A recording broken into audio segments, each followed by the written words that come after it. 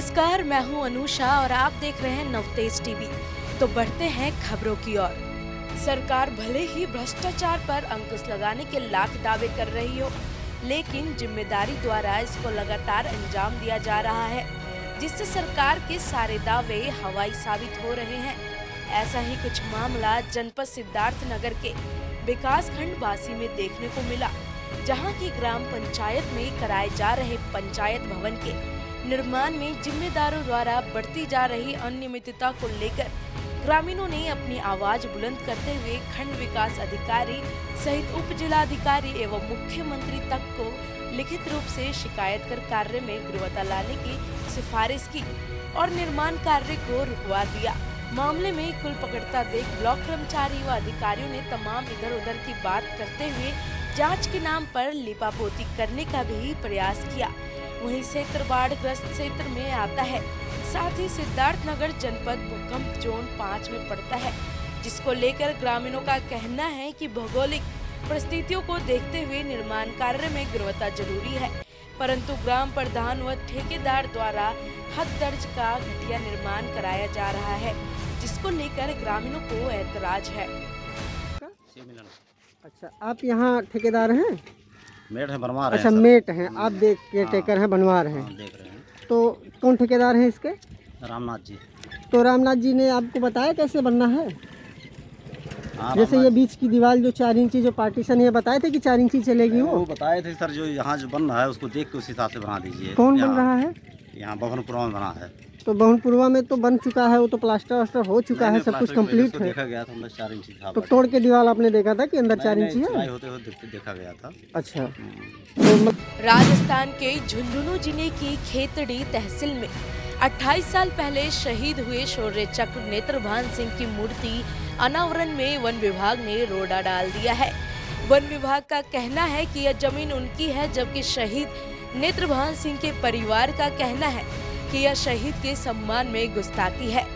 26 जनवरी 1994 को तत्कालीन राष्ट्रपति शंकर दयाल शर्मा के द्वारा शहीद नेत्रभान सिंह को शौर्य चक्र से नवाजा गया था। आपको बता दें कि शहीद नेत्रदान सिंह की बूढ़ी मां, जिनकी उम्र 92 साल है, उन्होंने अपने खर्च से नेत्रभान सिंह की मूर्ति का अनावरण करवाया है। शहीदों के सम्मान में बड़े बड़े वादे करने वाली सरकार को भी समझना होगा कि शहादत का कर्ज तो नहीं चुकाया जा सकता, लेकिन इस प्रकार के कृत्य करके शहादत का अपमान न करे। का प्रथम शौर्य चक्र नेत्रभान सिंह निर्माण 1992 में अवंतीपुर में पुलवामा में शहीद हो गए थे और इनका पूरा परिवार 4 पीढ़ियों से देश की सेवा कर रहा है। और 28 साल के चिरकाल इंतजार के बाद में इनकी माताजी ने यह विचार किया कि मेरे बेटे की मूर्ति लगनी चाहिए, और आज जो कल इनकी मूर्ति का अनावरण किया गया। और मैं तो नमन करता हूँ इनके परिवार को, और नमन करता हूँ इसके जो यहाँ पे पधारे उन लोगों को जो इस शहीद की। तो मेरी इच्छा थी कि मैं मेरा की मूर्ति लगवाऊँ। मैं मेरे पैसे से मूर्ति लगवा दी। और मेरा बहुत 28 साल से मैंने दृष्टान हो कि मेरी मूर्ति होनी चाहिए। निर्माण शहीद नेत्रभान सिंह का भाई हूँ और सेना से सेवारत हूँ। और ये जो शहीद नेत्रभान सिंह की जो मूर्ति लगी है, उसमें वन विभाग ने हमारे साथ काफ़ी ठेस पहुँचाई। ये सैनिक बाहुल्य क्षेत्र है, इस क्षेत्र में काफ़ी फौज में देश को दिए हैं, काफ़ी लोग शहीद भी हुए हैं। 28 साल पहले भारतीय सेना के अंदर 22 अक्टूबर 1992 को नेत्रभान शहीद हुए थे और तत्कालीन राष्ट्रपति डॉक्टर शंकर दयाल शर्मा ने इनको मरणोपरांत शौर्य चक्र से भी सम्मानित किया। नेत्रभान सिंह का भतीजा वर्तमान में भारतीय सेना इंडियन आर्मड के अंदर नौकरी करता हूं। और शहीद नेत्रभान सिंह जो पिछले 28 वर्ष से शौर्य चक्र थे, जिन्होंने वीरगति को प्राप्त किया, और जो आज हमारी पंचायत और खेतड़ी तहसील के अंदर जो युवा पीढ़ी है, वो किसी भी प्रकार से शहीद नेत्रभान सिंह को नहीं जानती थी कि हमारी तहसील के अंदर भी कोई शौर्य चक्र सम्मानित देश का सपूत शहीद हुआ था।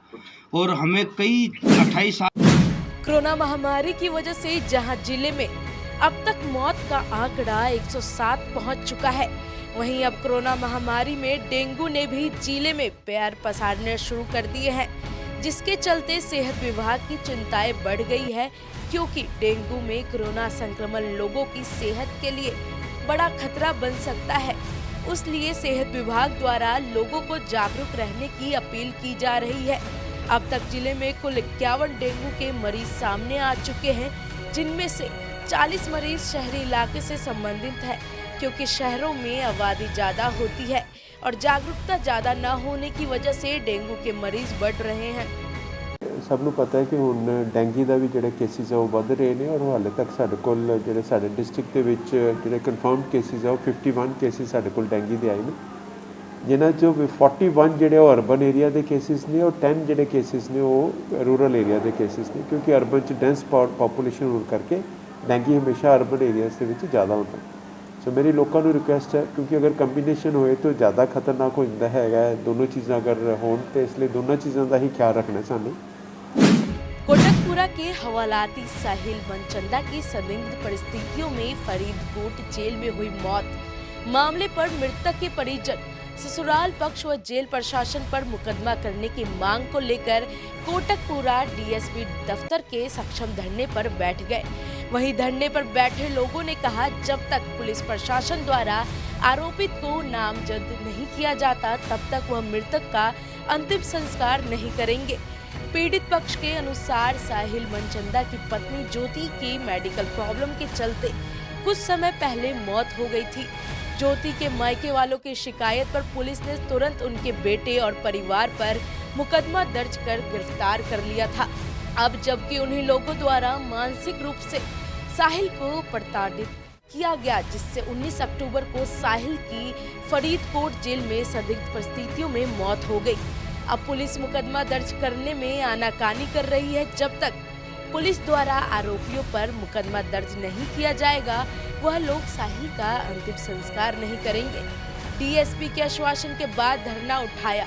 डीएसपी बलकार सिंह संधू द्वारा धरनारत लोगों को कानूनी राय लेने के बाद मुकदमा दर्ज करने का आश्वासन दिया गया, जिस पर धरनारत लोगों ने धरना तो खत्म कर दिया, परंतु मुकदमा दर्ज करने के बाद ही साहिल का अंतिम संस्कार करने पर अड़े रहे। पर्चा दर्ज होया सी, मेरे छोटे ब्रदर दी मैरिज हुई सी फरीदकोट। ਉਹ ਲੜਕੀ ਦੀ ਸਾਡੇ ਮਤਲਬ ਬਿਮਾਰ ਹੋਣ ਕਰਕੇ ਹਸਪੀਟਲ ਜਾ ਕੇ ਮੌਤ ਹੋ ਗਈ ਸੀ। ਉੱਥੇ ਜਿਹੜਾ ਲੜਕੀ ਦਾ ਪਰਿਵਾਰ ਸੀ ਉਹਨਾਂ ਨੇ ਸਾਨੂੰ ਕਿਹਾ ਕਿ ਤੁਸੀਂ ਇਹਨੂੰ ਕੋਈ ਪੋਇਜ਼ਨ ਦੇ ਕੇ ਮਾਰਤਾ ਜਾਂ ਅਸੀਂ ਤੁਹਾਨੂੰ ਉਹਨਾਂ ਨੂੰ ਵੀ ਉਹ ਹਾਲਾਂਕਿ ਉਹ ਸਾਡੇ ਨਾਲ ਸੀ, ਉਹਨਾਂ ਨੇ ਸਾਨੂੰ ਕਿਹਾ ਕਿ ਸਾਨੂੰ 50 ਲੱਖ ਰੁਪਏ ਦੀ ਰਾਸ਼ੀ ਦਿੱਤੀ ਜਾਵੇ, ਸਾਨੂੰ ਪੈਸੇ ਦਿਓ, ਨਹੀਂ ਤਾਂ ਅਸੀਂ ਤੁਹਾਡੇ ਤੇ ਝੂਠਾ ਪਰਚਾ ਕਰਾ ਕੇ ਤੁਹਾਨੂੰ ਅੰਦਰ ਕਰਾਵਾਂਗੇ। ਅਸੀਂ ਪੈਸੇ ਦੇਣ 'ਚ ਉਸ ਦੇ ਵਿੱਚ ਹੀ ਮੇਰੇ ਬੇਟੇ ਦੀ ਡੈਥ ਹੋ ਗਈ, ਮੇਰੀ ਨੂੰਹ ਦੀ ਡੈਥ ਹੋ ਗਈ। ਸਾਨੂੰ ਬਹੁਤ ਹਰਾਸ ਕੀਤਾ, ਪੁਲਿਸ ਕੋਈ ਕਾਰਵਾਈ ਨਹੀਂ ਕਰ ਰਹੀ। ਉਹਨਾਂ ਨੇ ਸ਼ਾਮ ਤੋਂ ਤੁਸੀਂ ਖਫਾ ਹੋ? ਹਾਂਜੀ, ਸਾਨੂੰ ਲੱਗਦਾ ਜੀ ਜੇਲ੍ਹ ਪ੍ਰਸ਼ਾਸਨ ਤੇ ਕੁੜੀ ਵਾਲਿਆਂ ਨੇ ਮਿਲ ਕੇ ਕੋਈ ਸਾਜ਼ਿਸ਼ ਨਾਲ ਉਹਨੂੰ ਮਰਵਾਇਆ। ਸਾਹਿਲ ਚੰਦਾ ਜਿਹੜਾ ਹੈ ਇਹ ਫਿਰੋਜ਼ਪੁਰ ਜੇਲ੍ਹ ਦੇ ਵਿੱਚ 304B ਦੇ ਮੁਕੱਦਮੇ ਦੇ ਵਿੱਚ ਆਪਣੀ ਪਤਨੀ ਦੀ ਮੌਤ ਦੇ ਕਾਰਨ ਤੇ ਪਰਚਾ ਦਰਜ ਹੋਇਆ ਸੀ, ਜਿਹਦੇ ਵਿੱਚ ਇਹ ਬੰਦ ਸੀਗਾ। ਉੱਥੇ ਬਿਮਾਰ ਹੋਣ ਤੋਂ ਬਾਅਦ ਜੇਲ੍ਹ ਅਥਾਰਟੀ ਨੇ ਇਹਨੂੰ ਹਸਪਤਾਲ ਦਾਖਲ ਕਰਾਇਆ ਸੀ, ਜਿੱਥੇ ਇਹਦੀ ਮੌਤ ਹੋ ਗਈ। ਇਹਦੀ ਮੌਤ ਸੰਬੰਧੀ ਜਿਹੜਾ ਹੈ ਜੁਡੀਸ਼ੀਅਲ ਜਾਂਚ ਜਿਹੜੀ ਹੈ ਤੇ ਮੈਜਿਸਟ੍ਰੇਟੀ ਜਾਂਚ ਜਿਹੜੀ ਹੈ ਉਹ ਫਿਰੋਜ਼ਪੁਰ ਚੱਲ ਰਹੀ ਹੈ। ਉਹਦੀ ਜਾਂਚ ਤੋਂ ਬਾਅਦ ਜੈਸੀ ਸੂਰਤ ਹੋਊਗੀ ਵੈਸੀ ਕਾਰਵਾਈ ਅਮਲ ਵਿੱਚ ਲਿਆਂਦੀ ਜਾਊਗੀ।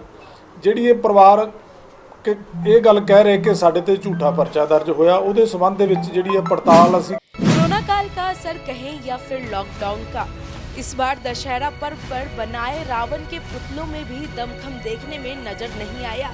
सिर्फ कागज और बांस के डंडों पर बनाए गए पुतले से मात्र 40 सेकंड में ही जलकर राख हो गए।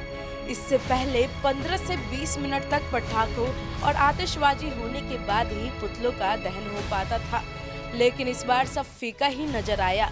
इस पर भले ही आयोजक प्रशासन की नियमावली का हवाला दे रहे हैं, लेकिन इस बार का दशहरा पर्व दर्शकों का मन नहीं मोह सका। ऐसा ही नज़ारा हरिद्वार के ब्रह्मपुरी मोहल्ले में रहा, जहां पिछले 15 दिनों से सिर्फ बच्चों द्वारा रावण का पुतला बनाया गया था, जिसमें खास बात ये थी कि वैश्विक महामारी कोरोना का संदेश भी इस पुतले के द्वारा दिया गया है।